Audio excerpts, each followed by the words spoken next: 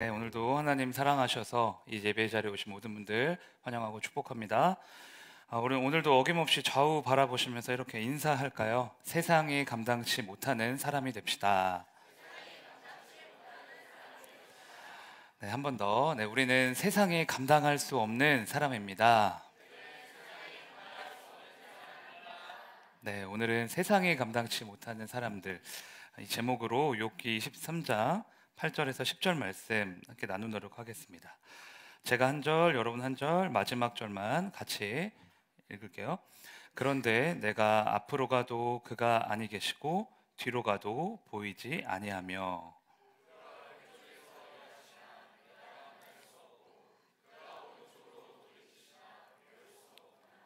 그러나 내가 가는 길을 그가 아시나니 그가 나를 단련하신 후에는 내가 순금같이 되어 나오리라. 아멘. 네, 우리 지난주에는 다 같이 체육대회 열심히 재밌게 했었죠? 네, 재미있으셨어요?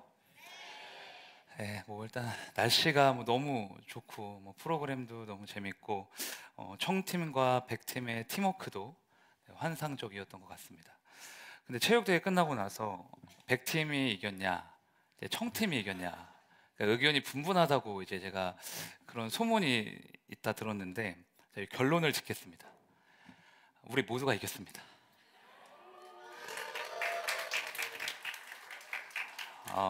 우리 뭐 예수님 안에서 이미 승리한 승리의 자녀들이잖아요. 네, 그러니까 우리 모두가 위너죠. 네, 체육대회에 참여했다는 것, 함께 서로 사랑하며 교제했다는 것, 그 자체가 저는 승리인 것 같습니다.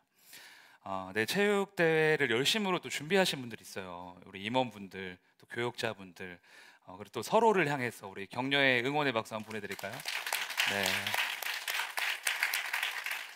감사합니다. 우리는 계속 욥의 고난에 대해서 살펴보고 있습니다. 우리 인생에서 고난이 어떤 역할을 하는지, 또 그 고난이 왔을 때 우리는 어떻게 그것을 헤쳐나가야 하는지, 욥의 인생을 통해 깊게 그리고 좀 넓게 좀 살펴보고 있죠. 오늘도 어김없이 욥은 고난을 이야기합니다.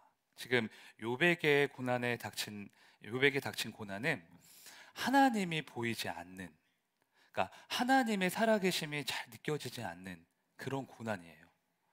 본문 8절 9절 다시 볼까요? 제가 읽어볼게요. 눈으로 따라오세요. 그런데 내가 앞으로 가도 그가 아니 계시고 뒤로 가도 보이지 아니하며 그가 왼쪽에서 일하시나 내가 만날 수 없고 그가 오른쪽으로 돌이키시나 배울 수 없구나. 작은 고난 말고 내가 정말 어찌할 수 없는, 어찌할 바를 모르겠는 정말 극심한 고난을 만나면 여러분 어떻게 되는지 아세요? 하나님 잘 안 보입니다. 이거는 제 경험이에요. 밝은 태양빛 아래에 있어도 눈앞이 캄캄하고요. 누군가 나한테 위로의 말 해주잖아요. 그런 고난에 있을 때 그 위로의 말이 위로의 말로 안 들려요. 안 들어와요.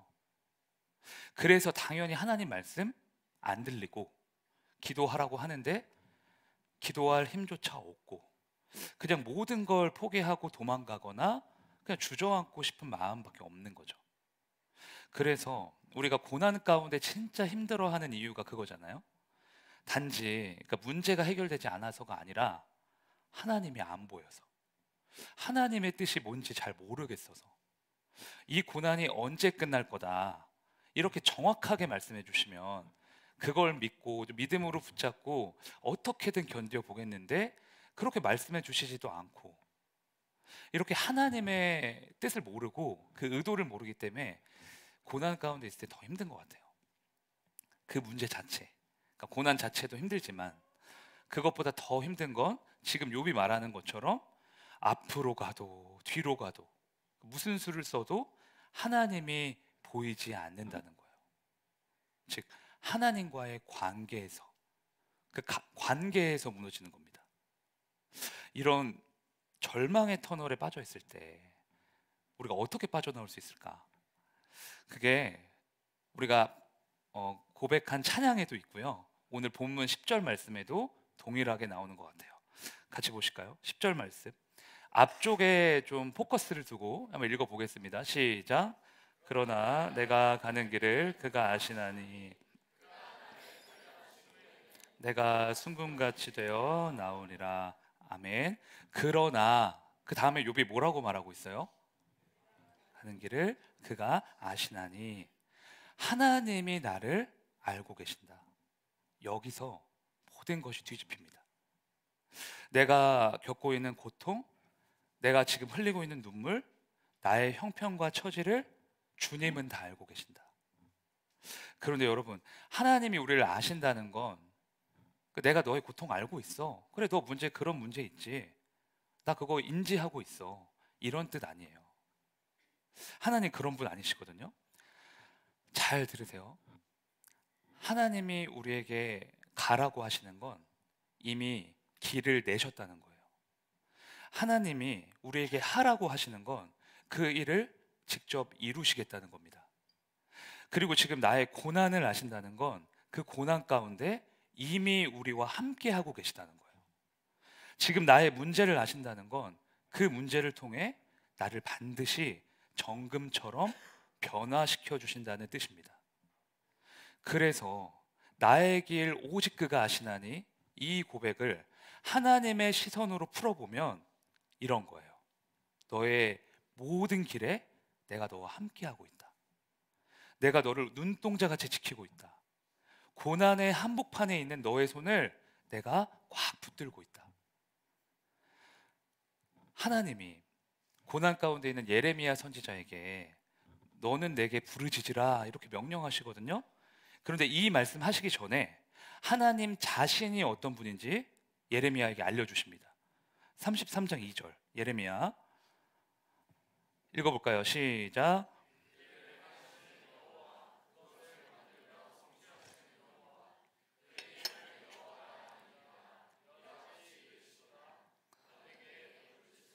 보세요. 부르짖으라고 하신 이유가 뭐예요? 부르짖는 그 기도대로 일을 행하시겠다는 거예요. 그 여호와라는 겁니다. 고난 가운데 있지만 거기서 낙심하지 않고 살아계신 하나님 앞에 나와 무릎을 꿇으면 그것을 만들며 성취하시겠다. 이런 뜻 아닙니까? 일을 행하는 나 여호와가, 그것을 만들며 성취하는 나 여호와가 너 옆에 버젓이 살아있다는 거죠. 즉 우리에게 부르짖으라, 기도 좀 해봐라 말씀하시는 건 그 문제를 반드시 해결하시겠다는 뜻인 거예요. 여러분, 그래서 하나님이 우리를 아신다라는 건 그냥 아신다 이런 게 아닙니다. 그냥 위로 차원에서 말씀하시는 거 아니에요.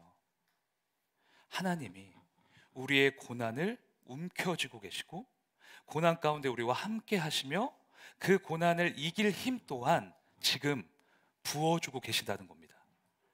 그러니 절대 혼자라고 생각하지 말고 내가 이 고난을 혼자 이겨낼 수 있다? 아니, 버텨낼 수 있다? 이렇게 착각하거나 오해하지 말라는 거죠. 여러분, 일을 행하시는 여호와, 그것을 만들며 성취하시는 여호와가 우리의 고난의 한복판에 우리가 해결할 수 없는 그 문제 가운데 이미 들어와 계십니다. 그 문제를 해결하기 위해 계획하시고 움직이시고 행동하고 계시는 거예요. 지금도. 그래서 사단이 너 혼자야. 세상이 너 혼자 해결해야 돼. 너 도와줄 사람 아무도 없어. 이렇게 속삭일 때 지금 들은 이 말씀으로 반격하세요. 바로 반격하셔야 돼요. 아니, 지금 내가 걷고 있는 이 길, 아무도 모르지만 내가 걷고 있는 이 믿음의 길, 십자가의 길, 하나님은 다 알고 계신다. 나와 함께 하셔서 이 고난 또한 멋지게 뛰어넘게 하실 거다. 이 말씀으로 바로 반격해서 물리치시길 바랍니다. 저를 따라 고백하겠습니다. 나를 아십니다. 한 번 더 할까요? 나를 아십니다. 네, 본문 10절 말씀 다시 읽을 건데 이번에는 뒤쪽에 포커스를 두고 읽어봅시다. 시작.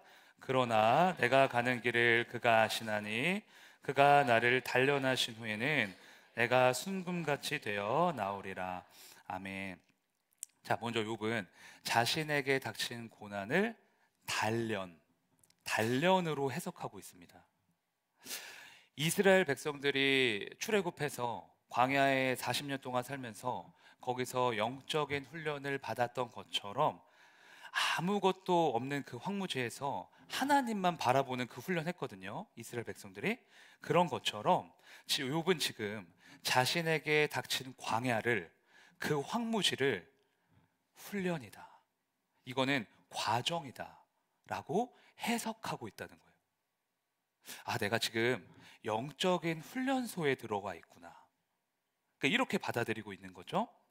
여기서 우리가 알아야 될 사실이 무엇이냐, 고난이 왔을 때 가장 먼저 해야 될 건 고난을 잘 해석할 수 있는 믿음의 렌즈를 장착해야 된다는 거예요. 그 안경을 써야 된다는 거예요. 고난을 나를 단련시키는 도구로 볼 것인가? 아니면 내 인생을 망하게 하는 절망으로 볼 것인가? 여기에서부터 이 고난을 잘 풀 수 있는지 없는지가 다 결정이 되거든요. 문제가 터지자마자, 고난 딱 오자마자 막심하고 원망하고 하나님 도대체 왜 이러십니까? 이렇게 불평하고 계속 거기 있으면 고난의 한복판에서 절대 못 나와요. 저도 해봤거든요, 많이. 그 고난 그냥 끝나지가 않습니다. 그런데 고난이 딱 왔어. 그때 아, 이거는 나를 단련시키시기 위한 과정이구나. 내 모난 부분을 다 깎아주시고 나의 믿음이 더 충만해지고 오직 하나님만 의지하게 하기 위한 하나의 훈련 코스이구나. 이렇게 해석하면 고난의 길을 그래도 잘 걸어갈 수 있는 거예요. 그리고 욥은 고난을 잘 해석하는 것에서 멈추지 않고 이렇게 말하죠. 내가 순금같이 되어 나오리라. 우리가 지금 이게 보고 있는 개역개정 성경에는 성경 전에 있던 성경이 개역 한글 성경이거든요. 근데 제가 보기에 이 구절은 지금 개역개정보다 전에 있던 개역 한글 성경이 번역을 더 잘한 것 같아요. 그 개역 한글에는 순금이 아니라 뭐라고 나올까요? 정금. 여러분 잘 아시죠? 정금. 욥의 뉘앙스로 보면 정금이 더 어울립니다.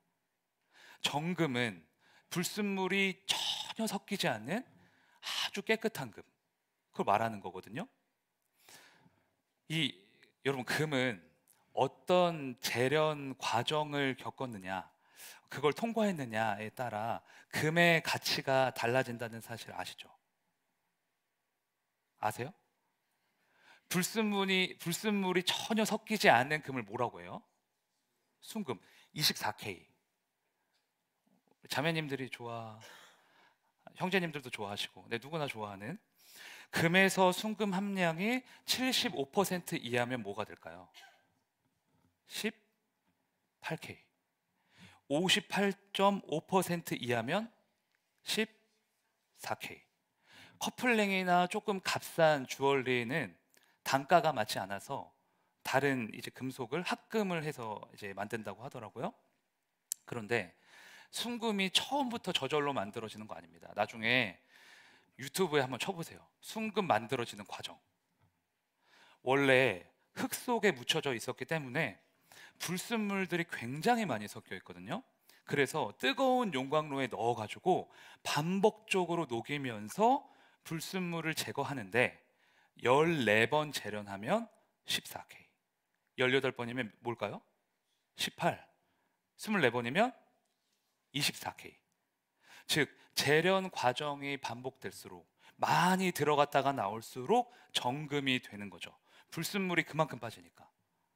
그러니까 그러면 생각을 해보세요. 우리에게 오는 이 불시험, 고난, 문제, 이것들은 하나님이 우리를 24K 정금으로 만드시기 위한 과정인 거잖아요. 그렇죠? 그러면 우리의 인생에서 마주하는 고난과 이 시험은 우리에게 기쁜 겁니까? 안 기쁜 겁니까? 기쁜 거죠. 기쁜 건데 표정은 하나도 안 기뻐. 기쁜 거예요. 왜? 제가 알려드릴게요. 거기서 끝이 아니잖아요. 나의 불순물이 잔뜩 낀, 나는 그러니까 불순물이 잔뜩 낀 14K의 인생으로 끝마칠 게 아니잖아요. 비록 고난이 힘들죠. 막 눈물 나죠. 막 원망스럽기도 하죠. 시험이 고되지만 그 모든 과정을 통해 나는 24K 정금이 될 거잖아요.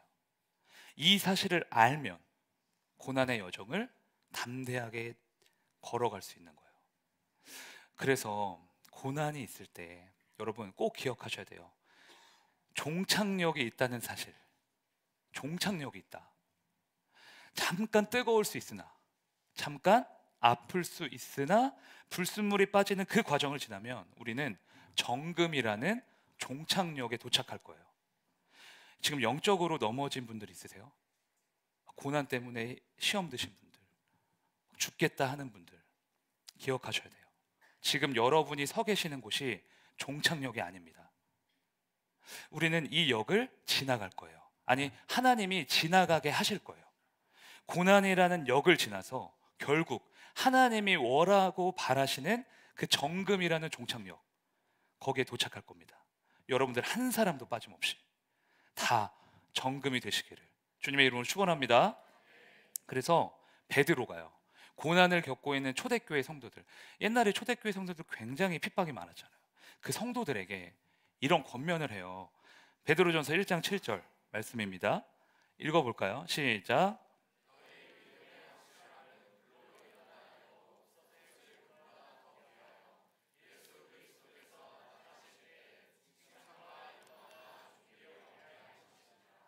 아멘. 성도들의 믿음을 금보다 더 귀한 믿음이다, 이렇게 말하고 있어요. 용광로에 24번 왔다 갔다 한 그 금이 얼마나 귀해요. 그 순금 비싸잖아요.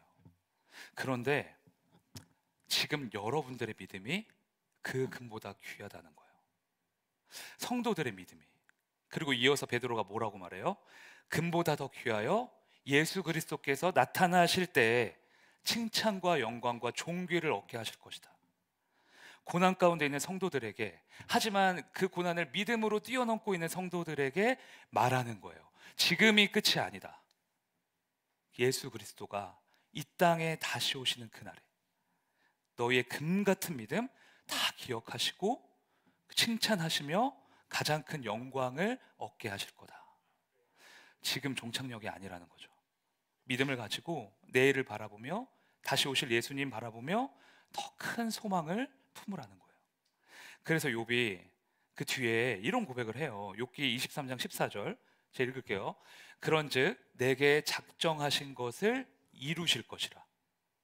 보세요. 지금 욥에게는 작정하신 것을 이루신다는 소망이 있습니다.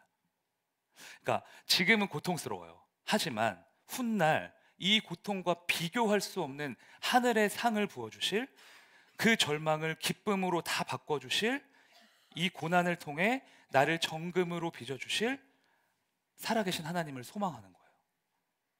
주님을 기대하는 거죠. 그러니까 내가 정금같이 나올 것이다, 내게 작정하신 것을 이루실 것이다, 이 말은 지금의 상황을 주목하기보다 내일 역사하실 하나님, 여기서 끝나지 않게 하실 하나님, 반드시 승리케 하실 하나님, 이 하나님을 더 크게 소망하겠다는 믿음의 고백이 되는 거죠. 여러분, 그래서 고난에 묻히지 않으려면 지금보다 훨씬 더 크게 이 마음에 소망을 채우셔야 돼요.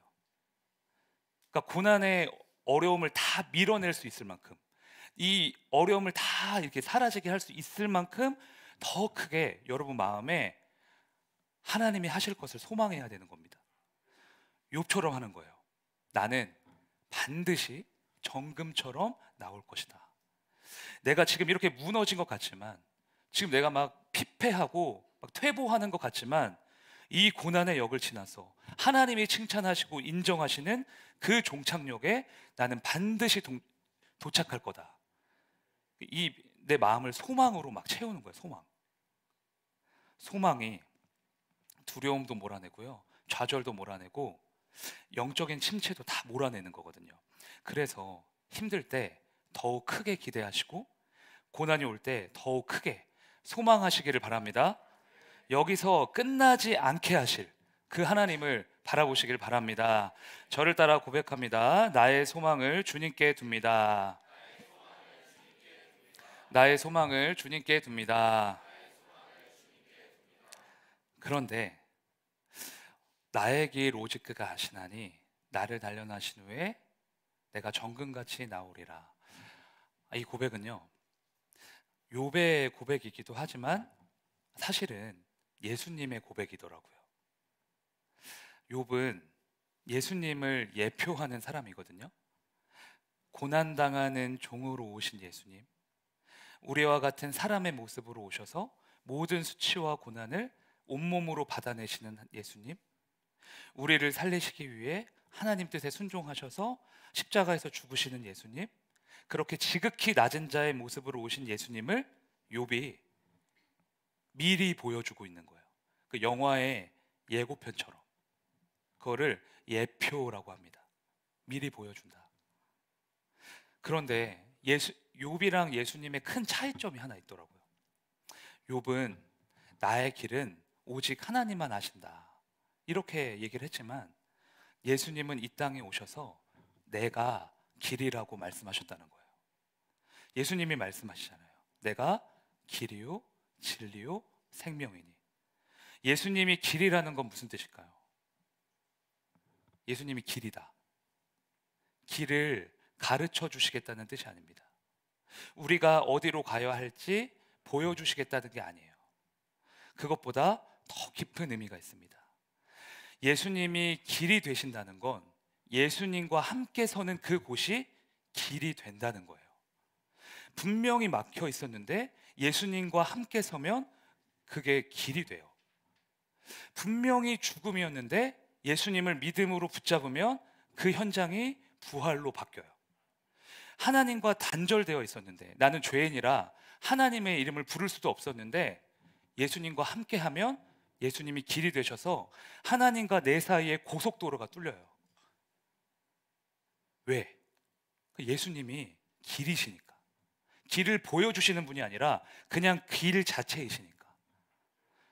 욥은 길을 알 수 없었지만 예수님은 길이 되셔서 우리를 구원하시고 마귀의 권세에서 건져내시고 우리에게 영원한 천국과 생명을 부어주시는 거예요. 그러니까 예수님이 걸어가신 그 십자가의 길이 저와 여러분을 거듭나게 한 거죠. 그런데 중요한 게 있어요, 여러분. 예수님이 이 십자가의 길을 걸어가셨는데 이 길을 저와 여러분에게도 요구하신다는 거예요. 마가복음 8장 34절 볼까요? 읽어봅시다. 시작.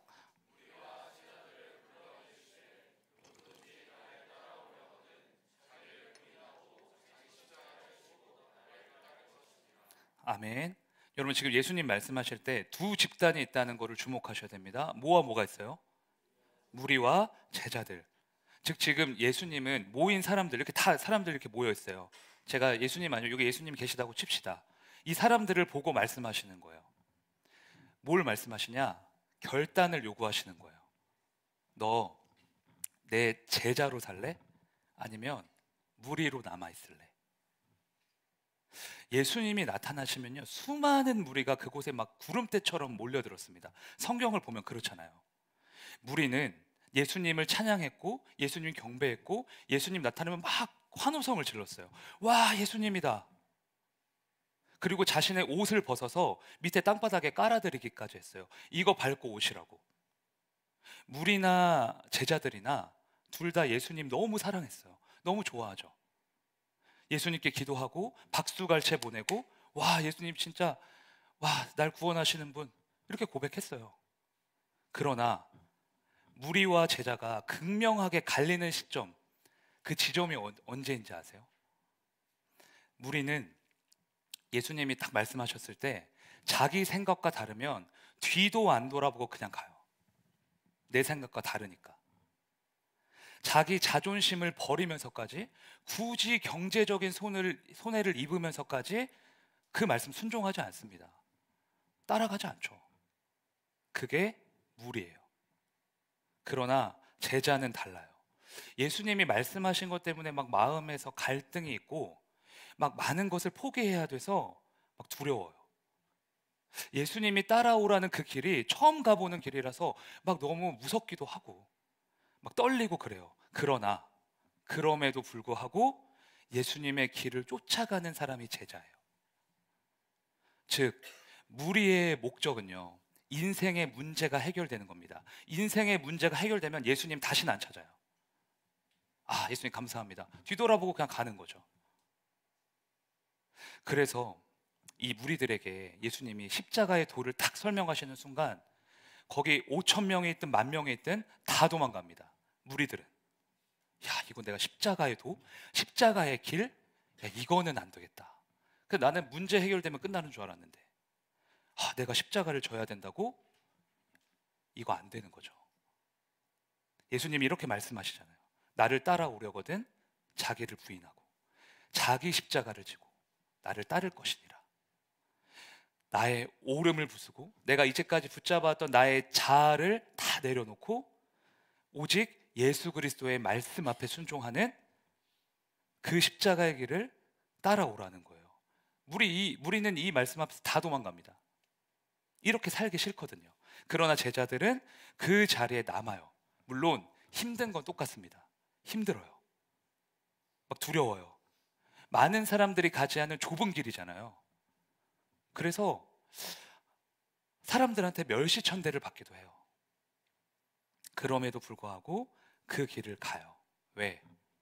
내 목숨보다 예수님 사랑하니까. 예수님, 내 삶 전부를 드려도 예수님한테는 하나도 안 아까우니까. 그래서 그 길 가는 거예요. 그게 제자입니다, 여러분. 제자. 여러분 잘 들으세요. 예수님의 12제자 중에 한 사람 빼고는 다 순교했다는 사실. 야고보는요, 헤롯 왕의 칼에 찔려서 죽었고, 빌립은 터키에서 순교하다가 큰 십자가에 매달려서 죽었고, 마태는 에티오피아에서 창에 찔려 죽었고, 베드로는 로마에서 십자가에 거꾸로 매달려서 죽었고, 그의 동생 안드레는 로마 총독에게 몽둥이로 두들겨 맞아서 죽었고, 도마는 인도에서 선교하다 창칼에 찔려 죽었고, 바돌로메는 산채로 가죽이 벗겨져서 그렇게 죽었고, 시몬은 페르시아에서 톱에 몸이 다 잘려서 그렇게 죽었어요. 그리고 요한은 반모섬에 유배됐다가 거기서 죽었어요. 그러니까 사도 요한 빼고 11명 다 온 열방과 나라에서 흩어져 가지고 순교로 죽었습니다. 그런데 제가 너무 감동받은 사실이 하나 있어요. 성경에서 이들의 인생을 어떻게 평가하는가? 히브리서 11장 38절입니다. 오늘 설교 제목이기도 한데 크게 한번 읽어볼까요? 시작. 세상이 감당치 못하는 사람들이었다는 거예요. 예수 그리스도의 제자로 그 십자가의 길을 끝까지 따랐던 그들은 실패한 자들이 아니라 세상이 감당할 수 없는 그런 사람들이었다는 거죠. 세상이 감당치 못했다는 건 십자가를 따르는 그 제자들을 통해 세상이 변화됐다는 거예요. 세상이 그들을 삼키려고 했지만 그럴 수 없었고 오히려 그들을 통해 세상이 변화됐다. 그들의 순교를 통해 온 열방의 복음이 증거됐고 그 순교의 피가 흐르고 흘러서 은혜의 강물이 돼서 아프리카, 아시아, 유럽, 아메리카 흘러 넘쳤다는 거예요. 세상이 감당할 수 없는 자들, 이들을 통해 우리가 지금 예수 그리스도 알게 된 겁니다. 자기 십자가를 지고 자기를 부인하고 그 좁은 길, 아무도 가지 않으려고 하는 그 좁은 길, 거기를 걸으려고 했던 그 제자들 때문에. 자, 저희 사모님 만난 지 얼마 안 됐을 텐데 둘 다 청년이니까 한 12년, 13년 정도 이제 된 것 같아요. 같이 나눔을 한 적이 있어요. 사모님한테 과거에 겪었던 제 간증을 얘기를 하는데 표정을 보니까 제가 얘기를 하고 있는데 사모님 표정을 보니까 표정이 이상한 거예요. 표정이 그러니까 약간 갸우뚱하는 표정이에요. 그러니까 왜 그러냐 물어보니까 이상하대요. 그 나눔을 들어보니까 이거는 그냥 넘어갈 일이 아니다. 그런 일은 아무나 겪는 게 아니다. 그러니까 기도를 제대로 해봐라. 이렇게 이제 말씀을 하시는 거죠. 제가 그 말을 듣고 기도를 했을까요? 안 했을까요? 찍어보세요. 둘 중에 하나잖아요. 기도했을까요? 안 했을까요? 여러분 저를 그렇게 신뢰하시나요? 기도 안 했죠. 저는 그렇게 뭐 신실한 그 청년이 아니었거든요. 그러니까 그런 경험은 뭐 믿음 좀 있는 청년이면, 뭐 여러분 같이 이렇게 막 이렇게 뜨거운 청년들이고 막 젊은이들이면 뭐 인생에서 한 번쯤 겪을 수 있는 거 아니냐. 뭐 굳이 그런 걸 가지고 기도하냐? 제가 그랬어요. 교만하죠. 교만 덩어리. 근데 그 다음 날부터 밥 먹을 때 막 가슴이 뭔가 쿡쿡 이렇게 쑤셔. 여러분 그거 아세요? 기도하라고 하는데 기도 안 하면 막 뭔가 이상해. 그런 거 있잖아. 막 찔리는 거. 이거 뭔가 안 될 것 같고. 그러니까 잠을 자려고 누웠는데 잠이 잘 안 와요. 진짜 이상하게. 그 말 들은 다음에.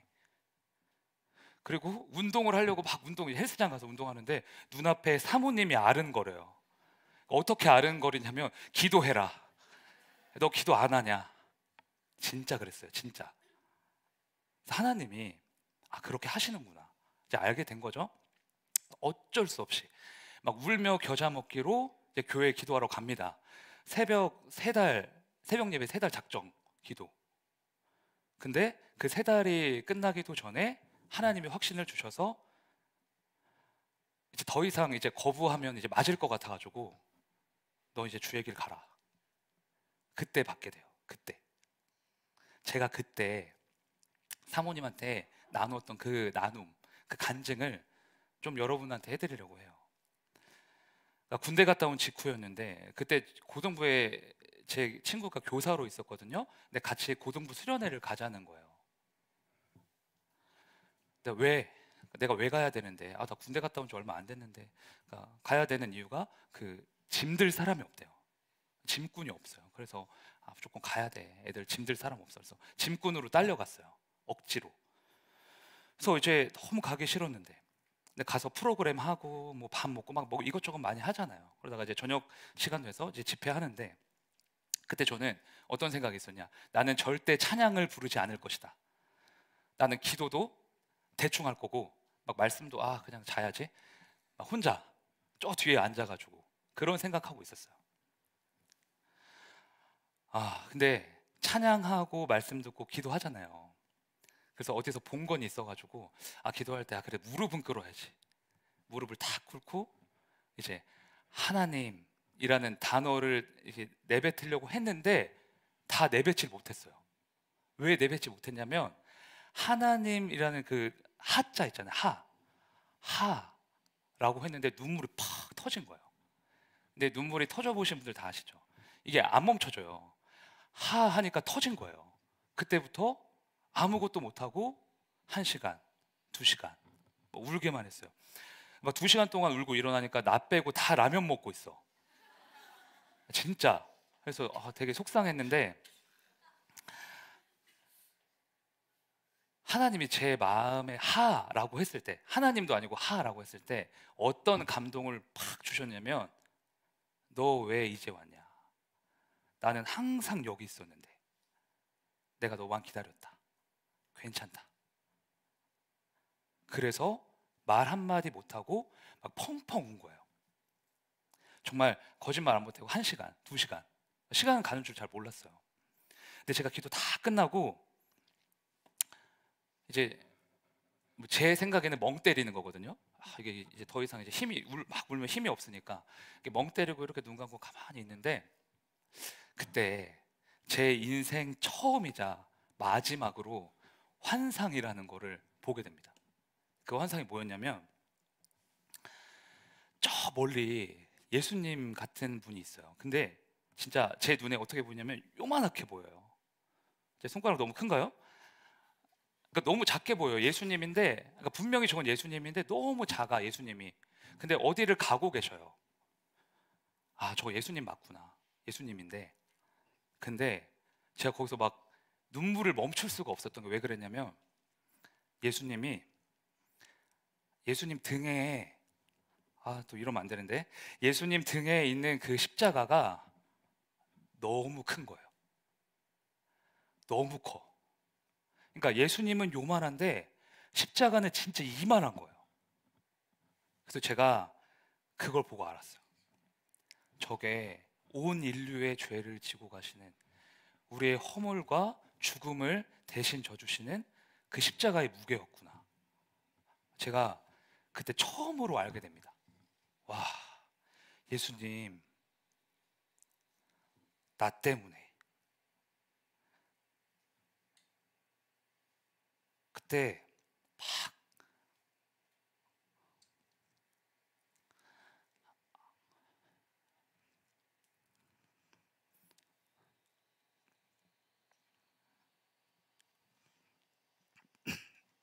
울면서 하나님한테 서원한 거예요. 뭐라고 서원했냐면, 예수님, 저는 예수님처럼 그런 큰 십자가는 못 집니다.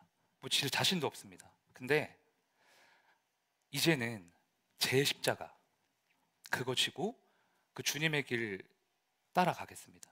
이제 내가 원했던 삶 하나도 안 중요합니다. 이제 예수님 가라 하시면 가고 멈추라 하시면 멈추겠습니다.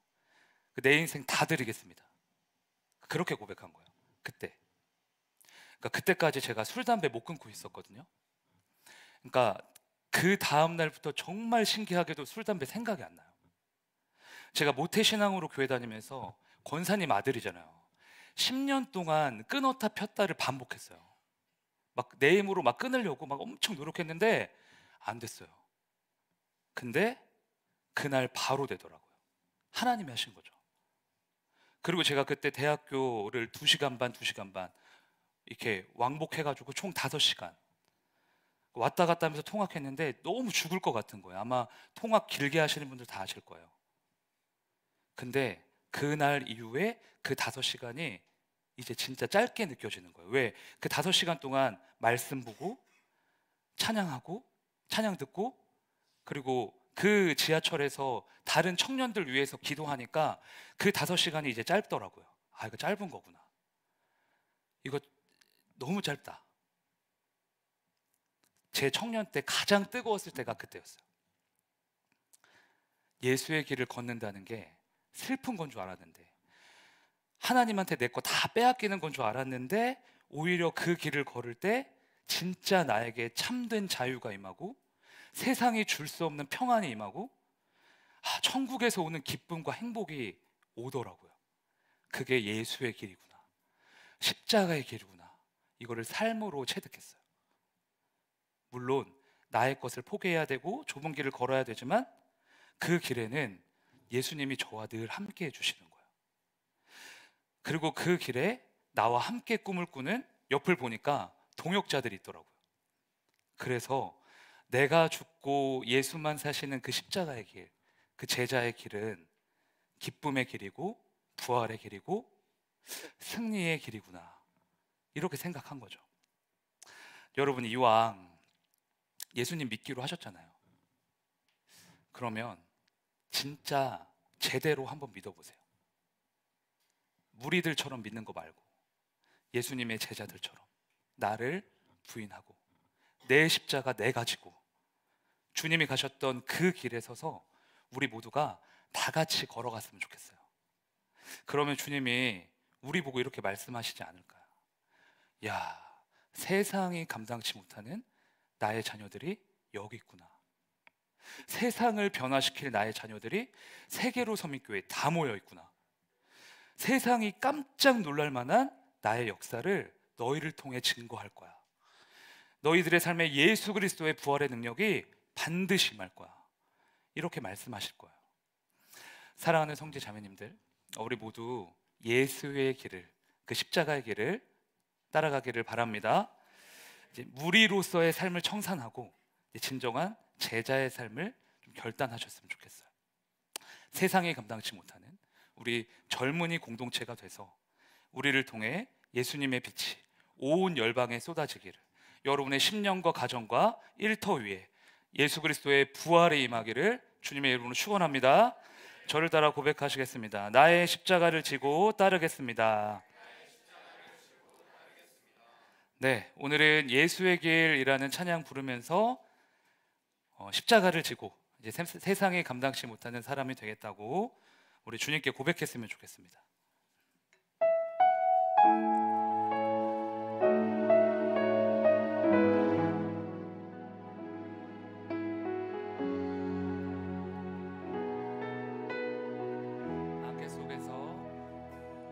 안개 속에서 주님을 보내 아무도 없을 것 같아 그곳에서 손 내미셔서 나를 붙드네 길 잃고 쓰러져가던 그곳에서 주 말씀하시네 내 손 잡으라고 내가 곧 길이요 진리 생명이니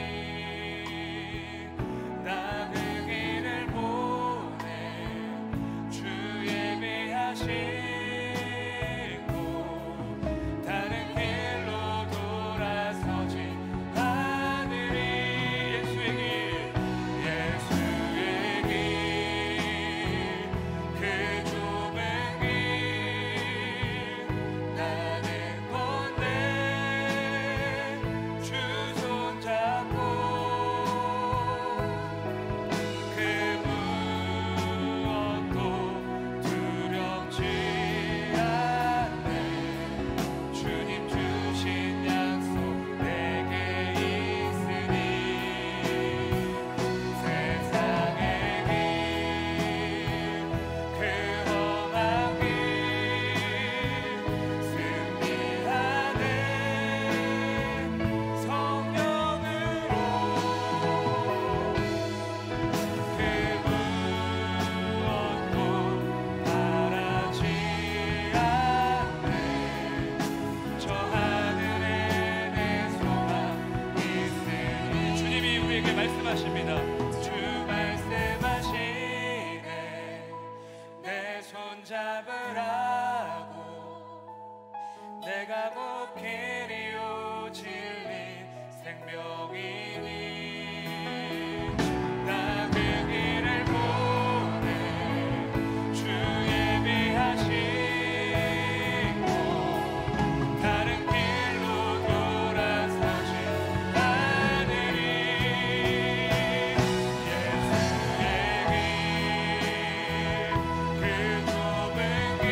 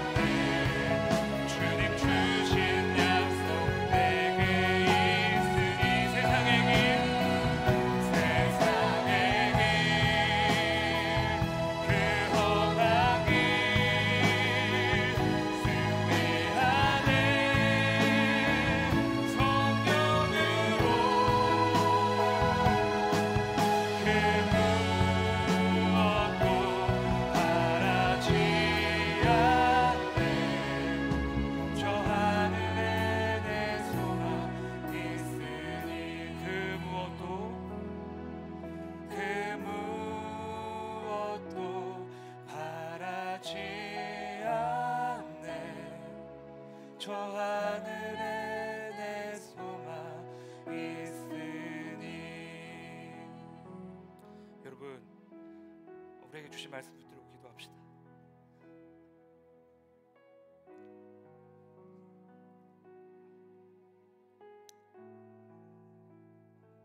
나보다 나를 더 잘 아시는 주님,